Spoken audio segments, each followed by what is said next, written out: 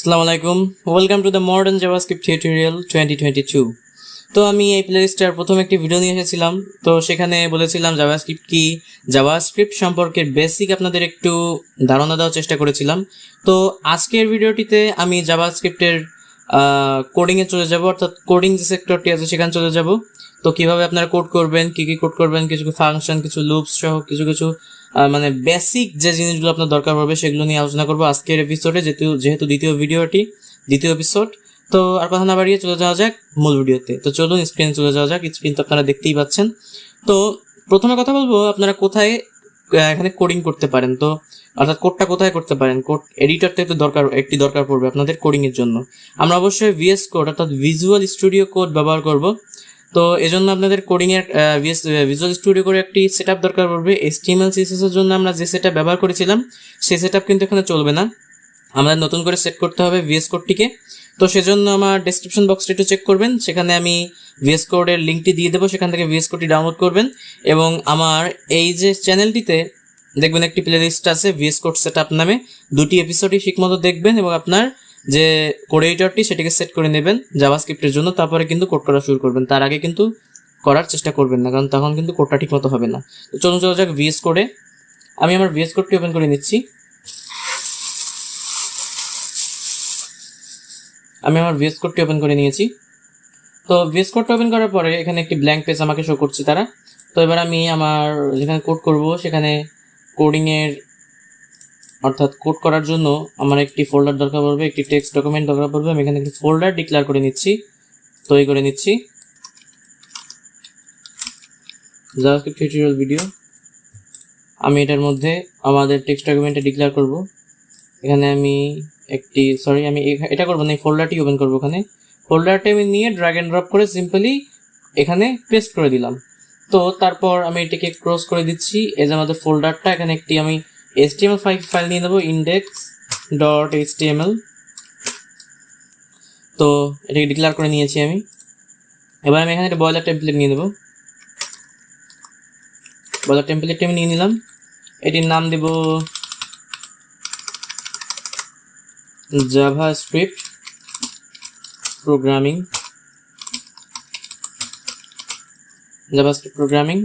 Save করে দেব। এবার আমি এখানে জাভাস্ক্রিপ্ট কোডগুলো করার জন্য একটি স্ক্রিপ্ট নিয়ে নেব, অর্থাৎ এর মধ্যে আমরা কোডগুলো করব। তো সেটার জন্য অর্থাৎ আমরা CSS এর সময় কি করতাম, আমরা হেড সেকশনে একটা লিঙ্ক নিতাম style.css, সেই লিঙ্ক থেকে আমরা করতাম। তো আমাদের CSS এর মতো এখানে ইনলাইন জাভাস্ক্রিপ্ট, ইন্টারনাল জাভাস্ক্রিপ্ট এবং এক্সটার্নাল জাভাস্ক্রিপ্ট আমরা শিখব। সর্বপ্রথম আমি ইনলাইন জাভাস্ক্রিপ্ট এবং ইন্টারনাল জাভাস্ক্রিপ্টের সাথে আপনাদেরকে পরিচয় করাবো। তো আমি এখন ইন্টারনাল জাভাস্ক্রিপ্ট আপনাদেরকে দেখাচ্ছি। ইন্টারনাল জাভাস্ক্রিপ্ট করার জন্য আপনারা এখানে সর্বপ্রথম স্ক্রিপ্ট নামে একটি অপশন নিয়ে নেবেন। স্ক্রিপ্টের মধ্যে আমরা জাভাস্ক্রিপ্টের কোডগুলো করব।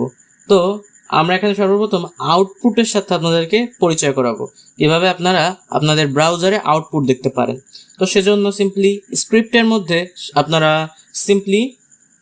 মধ্যে কি করবেন, আপনারা কোড করবেন। তো কি কোড করবেন, সর্বপ্রথম আপনাদেরকে ফাংশনের সাথে আমি পরিচয় করাবো। ফাংশন, জাভাস্ক্রিপ্টের ফাংশন বলতে সর্বপ্রথম আমরা যে ফাংশনটি শিখব সেটি হলো অ্যালার্ট ফাংশন, ALERT, অ্যালার্ট দিয়ে এরা। ফাংশন আমরা কিভাবে চিনবো, যেটা একটা ফাংশন তার তো একটা নির্দিষ্ট থাকবে, মানে নির্দিষ্ট একটা পরিচয় থাকবে। যেমন আমি তুর্য, আমাকে আপনারা চিনতে পারবেন আমার চেহারা দেখে, সেভাবে ফাংশনকে আপনারা চিনতে পারবেন তাদের চেহারা দেখে। ফাংশনের সাথে সবসময় এই এই যে ফার্স্ট ব্র্যাকেটটা থাকবে, ফার্স্ট বন্ধনী, প্রথম বন্ধনী দিয়ে এখানে এটিকে বন্ধ করে দেওয়া থাকবে সবসময় ফাংশনের সাথে। তো অ্যালার্টের সাথে দেখছেন প্রথম বন্ধনী কিন্তু ক্লোজ করা হয়েছে, অর্থাৎ প্রথম বন্ধনী সম্পূর্ণভাবে ডিক্লেয়ার করা হয়েছে। তো এটি একটি ফাংশন। তো এখানে আমি যদি দিই my name is Shakib Shahriar Turzo। তো my name is Shakib Shahriar Turzo, এটাকে আমি সেভ করছি। এবার আমি আউটপুট দেখব লাইভ সার্ভারে। আপনারা কঠিনভাবে নেবেন না, জিনিসটাকে সহজভাবে নেওয়ার চেষ্টা করবেন। ওকে, তো আমি এখানে এটিকে রিলোড করছি। দেখেন my name is Shakib Shahriar Turzo. এটা থেকে আপনাদের আমি কি বোঝাতে চাইছি আপনি জানেন কি? আমি এটা থেকে আপনাকে বোঝাতে চেয়েছি, যখন আমরা কোনো একটি সাইন আপ পেজে বা লগ ইন পেজে পাসওয়ার্ড ভুল দিই তখন আমাদেরকে কি দেখায়? আমাদেরকে দেখায় your password is wrong, please try again please try again। তো আমরা যখন কোথাও পাসওয়ার্ড ভুল করি তখন কিন্তু আমাদেরকে তারা এরকম দেখায় your password is wrong, please try again। তো আমরা কি করছি এখানে, আমাদের যে এখানে অ্যালার্ট আসছে প্লিজ ট্রাই again, আমরা কিসের মাধ্যমে করলাম? অ্যালার্টের মাধ্যমে করলাম। অর্থাৎ আমরা সাইন আপ পেজ যখন জাভাস্ক্রিপ্টের মাধ্যমে তৈরি করবো আমরা অ্যালার্ট ফাংশন দিয়ে করব। তো এই অ্যালার্ট ফাংশনটা আপনারা একটু মাথায় ঢুকিয়ে নেবেন যে আমরা অ্যালার্ট ফাংশন যখন দেব, অ্যালার্ট ফাংশনের মাধ্যমে জাভাস্ক্রিপ্টে ব্রাউজারে আমাদেরকে এরকম একটি পপ আপ চলে আসবে, যা লিখবেন সেটা your password is wrong, please try again। আমি এই পর্বটা বেশি একটা বড় করব না, 10 মিনিটের একটি ভিডিও হবে, অলরেডি 6 মিনিট হয়ে গিয়েছে। তো এই যে প্রথমে আমরা দুটো করে ফাংশন শেষ করবো, অ্যালার্ট ফাংশনটা দেখালাম। আর একটা বিশেষভাবে একটা জিনিস নিয়ে কথা বলবো, সেটা হলো এই যে প্রথম বন্ধনী, অর্থাৎ এই যে ইনভার্টেড কমা। আমি যদি এখানে লিখতাম মাই নেম ইজ শাকিব,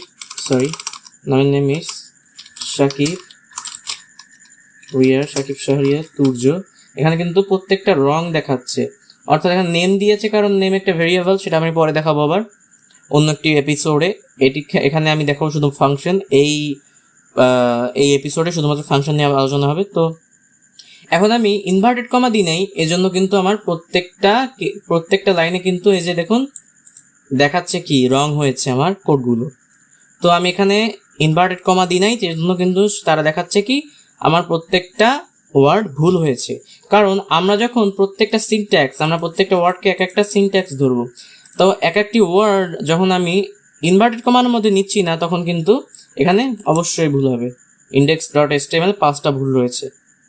তো সবসময় খেয়াল রাখবেন যখন আপনার কথাটা আপনি লিখবেন, অর্থাৎ হয়তো পাসওয়ার্ড ভুল হয়েছে কোনো সাইন আপ পেজে, তো আপনারা লিখবেন কি your password is wrong, please try again। তো আমরা যখন সাইন আপ পেজটা লাইভ প্রজেক্টের সাহায্যে করবো, তখন আমরা সম্পূর্ণভাবে দেখিয়ে দেবো একটা সাইন আপ পেজ তৈরি কীভাবে করবেন, ব্লা কীভাবে আপনারা সেগুলোকে মানে আপনার যাবতীয় সাইন আপ পেজটার, অর্থাৎ আমরা সামনের সময় প্রজেক্ট করবো, তখন আমরা সম্পূর্ণভাবে সেটি নিয়ে আলোচনা করব। আমি বুঝাতে চাচ্ছি, আপনারা যখন কোনো কিছু একটা বলতে যাবেন, কোনো একটা কি বলা যায়, কোনো একটা ইনফরমেশন আপনার ইউজারকে দিতে যাবেন ওয়েবসাইটের মধ্যে, তখন আপনারা যে জিনিসটা লিখবেন সেটা অবশ্যই ইনভার্টেড কমার মধ্যে লিখতে হবে। কারণ ইনভার্টেড কমা না দিলে কোনো সিনট্যাক্স জাভাস্ক্রিপ্ট লাইব্রেরি অ্যাকসেপ্ট করে না।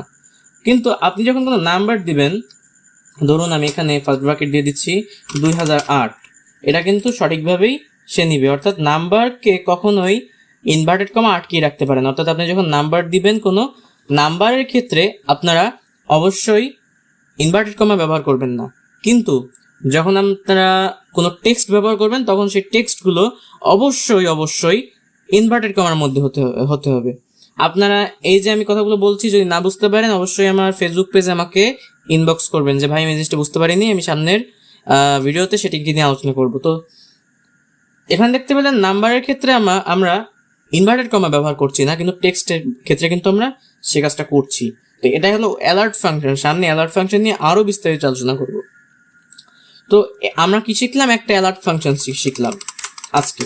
তো অ্যালার্ট ফাংশনের পর আমরা শিখব রাইট ফাংশন। রাইট ফাংশনের মাধ্যমে আমাদের HTML এ যা শিখেছিলাম সেটা খুবই কাজে লাগবে। তো আমাদের অনেক ফাংশন রয়েছে যারা ডকুমেন্টের হেল্প ছাড়া একা ডিক্লেয়ার হতে পারে না। অর্থাৎ ফাংশনটা কি? ফাংশনটা হলো একটা মেশিন যার মধ্যে আপনারা কিছু একটা দিলে কিছু একটা আউটপুট পাবেন। ঠিক আছে? তো আমরা এখানে আউটপুটটা কি দেখলাম? প্রথমে আমরা দেখলাম অ্যালার্ট ফাংশনটা দেখলাম, এবার আমরা দেখব রাইট ফাংশন। দুটি ফাংশন, একটি রাইট, একটি হলো অ্যালার্ট ফাংশন। তো এই যে রাইট ফাংশন, এটা সবসময় ডকুমেন্ট নামক অবজেক্টের সাহায্যে চলে। তো আমি যদি সেই রাইট ফাংশনটা ডিক্লেয়ার করতে যাই, আমি অবশ্যই এখানে ডকুমেন্ট দিব। আমরা এই যে অবজেক্ট নিয়ে আরো সামনে আলোচনা করব। আজকে ভিডিওতে আমি অবজেক্ট সম্পর্কে কিছু একটা বললাম না, বেশি একটা। Document dot WRITE right.